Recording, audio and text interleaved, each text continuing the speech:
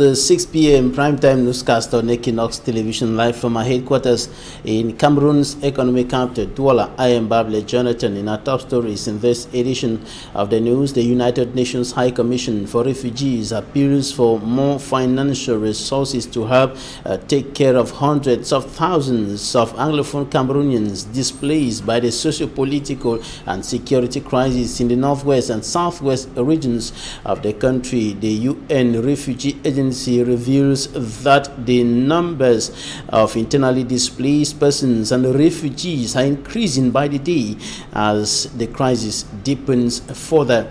And out of the country, a car bomb attack kills at least 15 persons in the Somali capital, Mogadishu.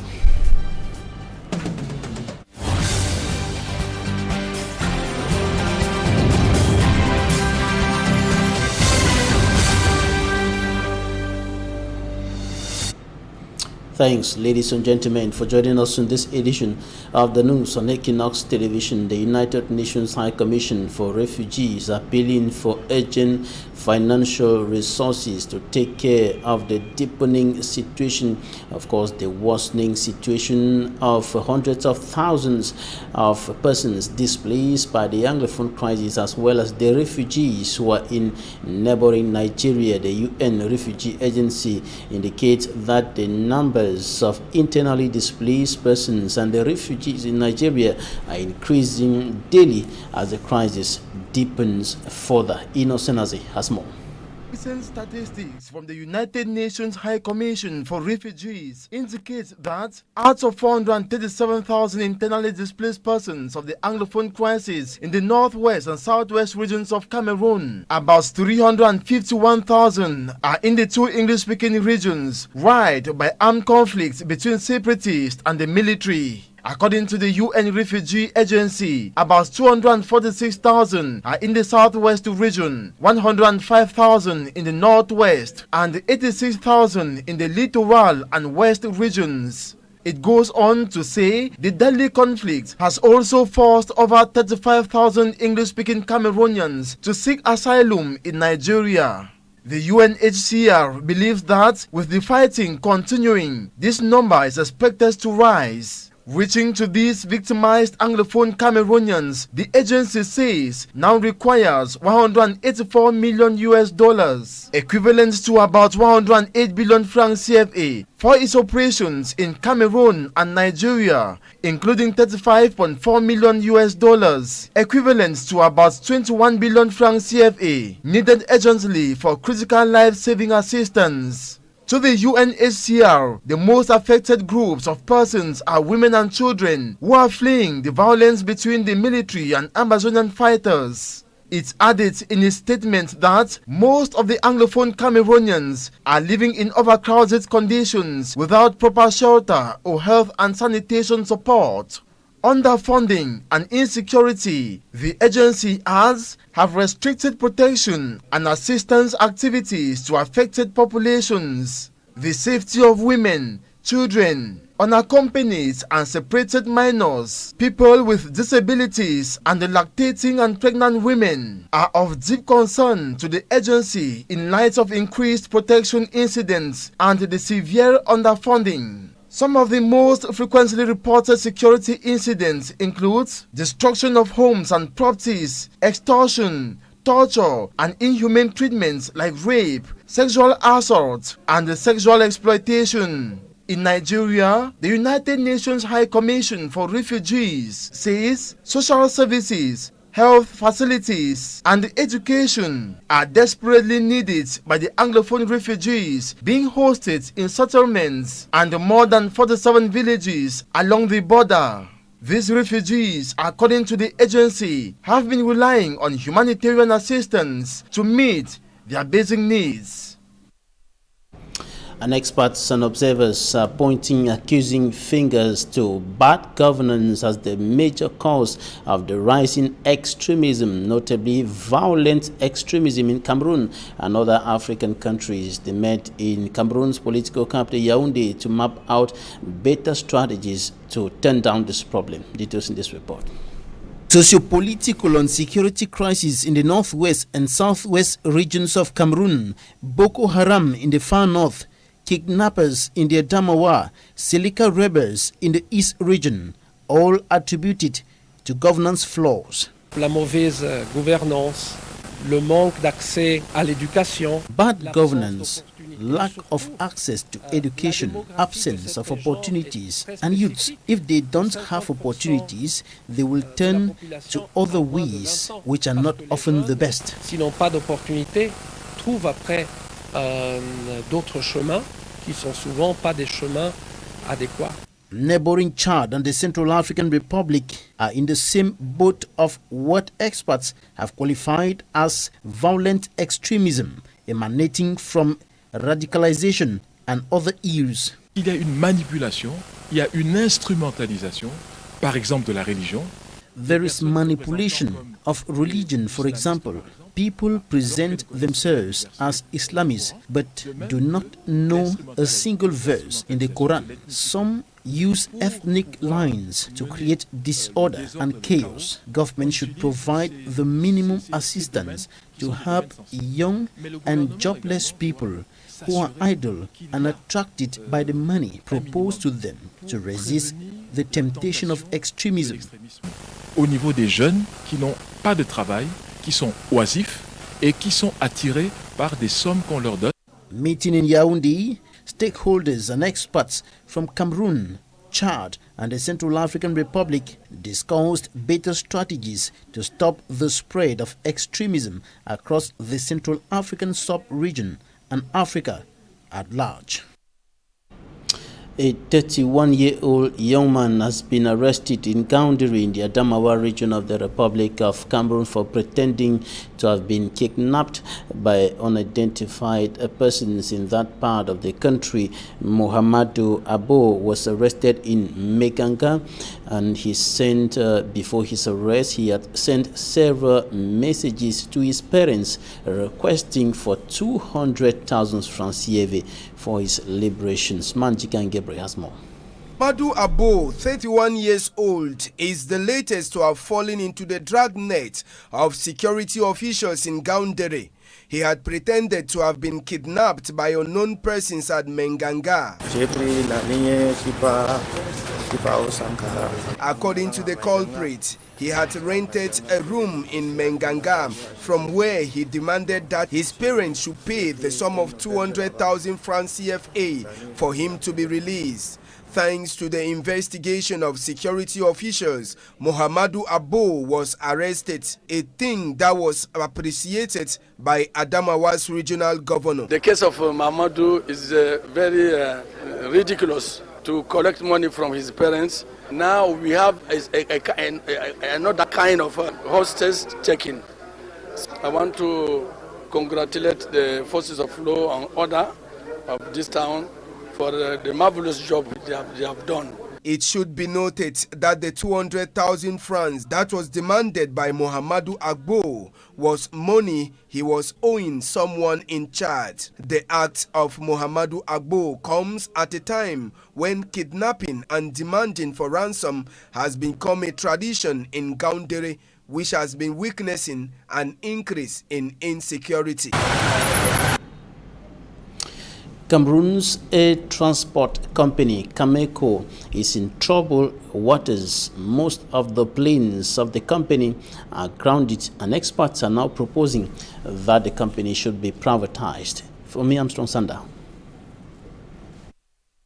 The new twist of Cameco stems from this release of the Civil Aviation Authority on March 19, 2019, suspending one of the two MS-60 aircrafts of Cameco following a technical accident it had in Bafoussam. The suspension was however lifted on Friday, and the aircraft is now flying.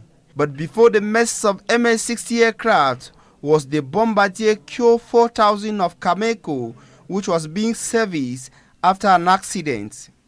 The Bombardier as well is now functional, but Cameco is increasingly in difficulties. Added to the two aircrafts, Cameco had to borrow a similar aircraft from Equatorial Guinea in order to save its customers, given that its three Boeings were down.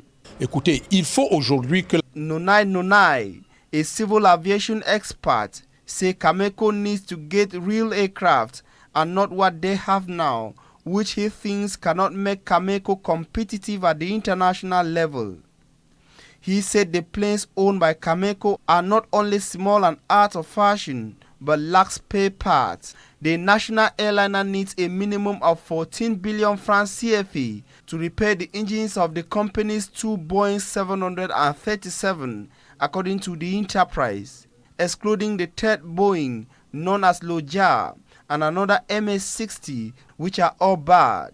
La Cameco. The expert also regretted that Cameco does not have a maintenance center like the defunct Came, which had a spare parts store worth 10 billion francs CFA.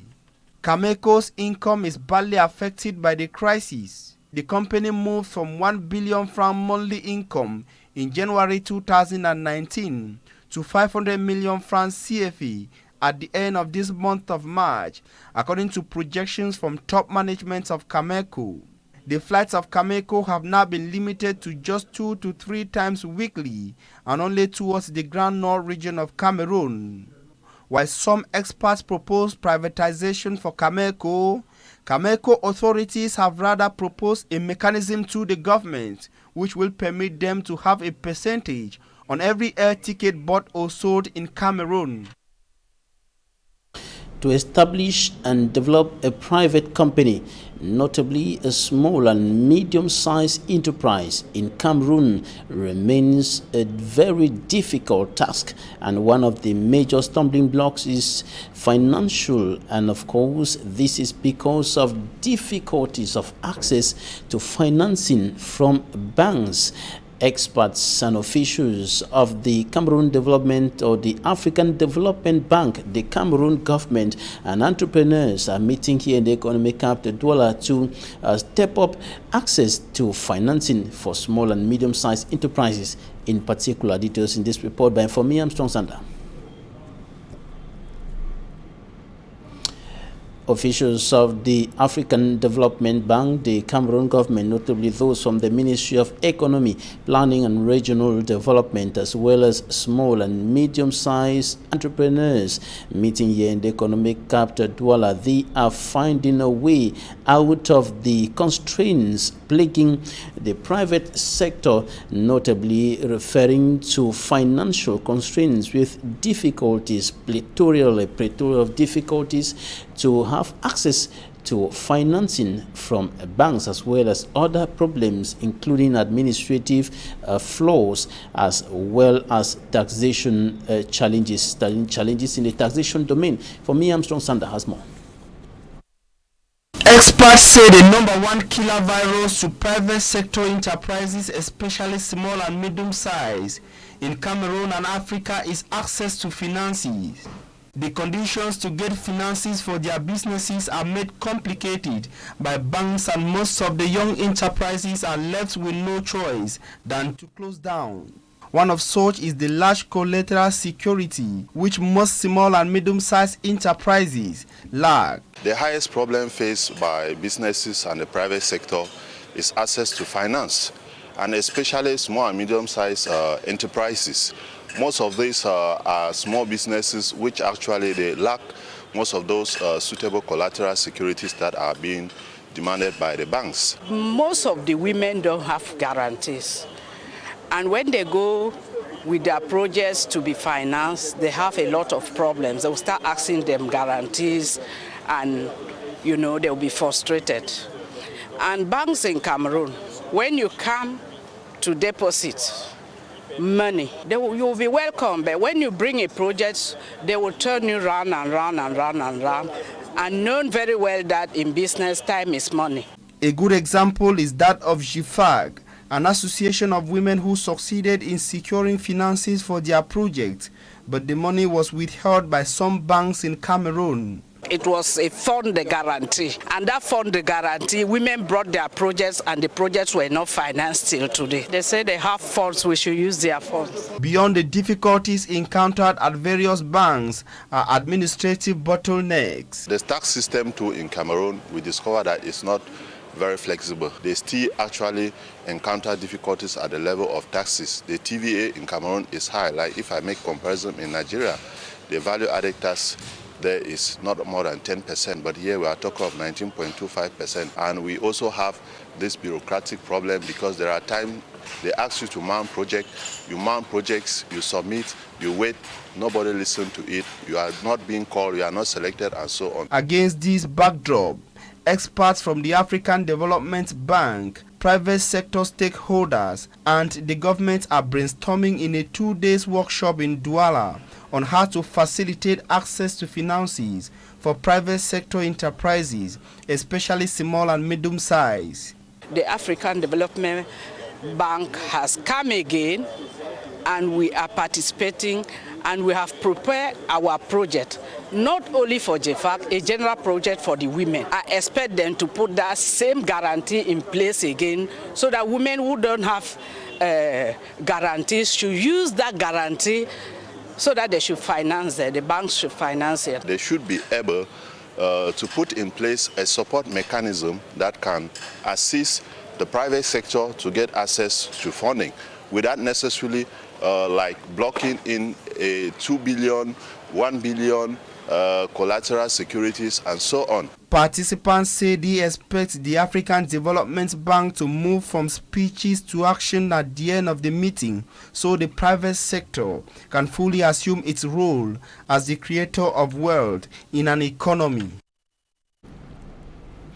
And the rising youth unemployment in the Republic of Cameroon remains a major concern to public authorities, and this is why higher education stakeholders are now stepping up efforts to bridge the gap between training offered in higher institutions of learning and exigencies of the job market. This gap has been identified as one of the major causes of the rising youth unemployment in the country, and to turn the tides, the University of Douala has signed a partnership agreement with the University of Paris-Saclay. Details with Immaculate Fogwe. The gap between the training offered in higher institutions of learning and exigencies of the job market remains one of the major causes of rising youth unemployment rate in Cameroon. The Cameroonian government has been striving to close this gap over the years, and this is the raison d'etre of the partnership program signed between the University of Douala and Université Paris-Saclay. We have particular expertise with experimental, for example, in the IUT of Cachan, where we have a lot of platform, industrial platform, where we can increase the expertise in these fields, in this domain, and we can share our expertise to develop this platform in Cameroon. For example, with the IUT of Douala, we want to increase, to mutualize this platform, and so to maybe to share and to exchange people to develop this expertise in your country. The rector of the University of Douala says the collaboration of both schools will go a long way of enhancing the quality of professional training delivered in the university and private higher institutions of learning under his supervision. They are more specialized in terms of developing technical fields. The support of Paris-Saclay will put addition, expertise, and will help our product, because our product will be quite efficient when they go to enterprise and in the domain of industry. The University of Paris-Saclay was established in 2015 with the aim of becoming a top-ranking research-focused French federal university. The university equally has its aim of contributing and maximizing the economic and business potential through research. Adolphe Lotin Same, Deputy Mayor of the Douala 1 Municipal Council and coordinator of the Social Democratic Front SDF political party in the Wuri division, is no more. He died earlier today here in Douala following ill health. He was one-time president of Cayman Football Club.